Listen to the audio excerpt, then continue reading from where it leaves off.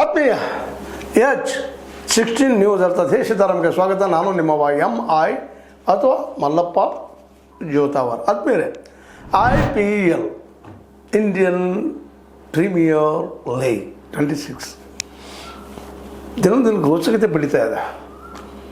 ದಿಗ್ಗಜ batsman ಆಗಿದ್ದಂಥ Punjab Kings ಯಾಕೋ ಏನೋ ಕೊನೆಗೆ ಬರ್ಬಿಡ್ತಾರೆ. 4ನೇ ಸೋಲನ್ನು ಸತತ ಹ್ಯಾಟ್ರಿಕ್ ಅಂದರೆ 4ನೇದು ಆಗಿಬಿಡ್ತಾರೆ. ಇನ್ನೇನಪ್ಪ ಇವರು ಫೈನಲ್ಗೆ ಬಂದರು. ನಮ್ಮ ಪಂಜಾಬಿಗಳು, ಪಂಜಾಬ್ ಕಿಂಗ್ಸ್ ನಿಜವಾಗಿ king ಆಗಿಬಿಟ್ರು ಅನ್ನೋದ್ರಲ್ಲೇ Delhi capitals first ಹೊಡೆದದನ್ನು ಗುಳ್ಳಿ ಆರಿಸ್ಬಿಟ್ರು.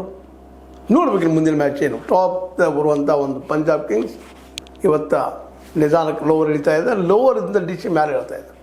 Delhi capitals 210 run ಹೊಡೆದ್ರು. ಪ್ರಿಯಾಂಶ, ಶ್ರೇಯಸ್, ಬ್ರಿಜ್ನಾಡ್ ಆಡಿ ಅಲ್ಲಿ ಮಿಲ್ಲರೋದು ಇನ್ನುಳಿದವರು ಚೆನ್ನಾಗಿ ಆಡಿ. ಅವರು ಬಾದವನ್ನು ಹುಡುಗ ಏನು ಆಟ ಆಡಿದ್ರು ಕೊನೆಗೆ ಬಂದ. ಇವೆಲ್ಲನೂ ಗಮನಿಸಿದಾಗ ಕ್ರಿಕೆಟ್ ಬಗ್ಗೆ ಒಂದು ಮೇಲೆ ನಮ್ಮ ಮಾತಾಡುವಂಥ ಮಾತು ನಿಮಗೆ, ಅದು ನಿಜವಾಗಿಯೂ ಪ್ರಜಾಪ್ರಭುತ್ವ ದೇಶದಲ್ಲಿ ಹುಟ್ಟಿದಂಥ ಪ್ರಜಾಪ್ರಭುತ್ವ ನೆಲೆಯಲ್ಲಿ ಬೆಳೆದಂಥ ಕ್ರಿಕೆಟ್. ಅದನ್ನು ಯಾರೂ ಡಾಮಿನೇಟ್ ಮಾಡಲಿಕ್ಕೆ ಸಾಧ್ಯ ಇಲ್ಲ ಅನ್ನೋದು ಈ ಡೆವಲಪ್ಮೆಂಟಿಂದ ಗೊತ್ತಾಗುವಂಥದ್ದು. ನೋಡಿ, ಅತ್ಯಂತ ಟಾಪ್ನಲ್ಲಿದ್ದ ಕಿಂಗ್ ಸತತ 4 ಸೋಲುಗಳಿಂದ ಕೆಳಗೆ ಬರುವಂಥದ್ದು. ಪ್ಲೇ ಆಫ್ಗೆ ಹೋಗ್ತದೆ ಅನ್ನೋಂಥ ಪ್ರಶ್ನೆ ಇವತ್ತು ಮೂಡಲಿಕ್ಕೆ ಶುರು ಆಗಿಬಿಟ್ಟದು. ಅಂದ್ರೆ ಯಾರನ್ನೂ ಇಲ್ಲ ಡಾಮಿನೆನ್ಸಲ್ಲಿ ಮಾಡಿಕೊಳ್ಳೋದಿಲ್ಲ ಕ್ರಿಕೆಟ್. ಕ್ಷಣದ ಆ್ಯಕ್ಸಿಡೆಂಟ್ ಅಂತಾರಲ್ರಿ, ಆ್ಯಕ್ಸಿಡೆಂಟ್ ಮಾಡೋದು ಬೇಕಾಗಿಲ್ಲ, ಕ್ಷಣದಾಗ ಮುಗಿದೋಗ್ಬಿಟ್ಟಿರ್ತದೆ, ಬದುಕು ಹಾಳಾಗಿ ಹೋಗಿರ್ತದೆ, ಇಲ್ಲ ನಾವು ಗೆದ್ದು ಬಿಟ್ಟಿರ್ತೀವಿ.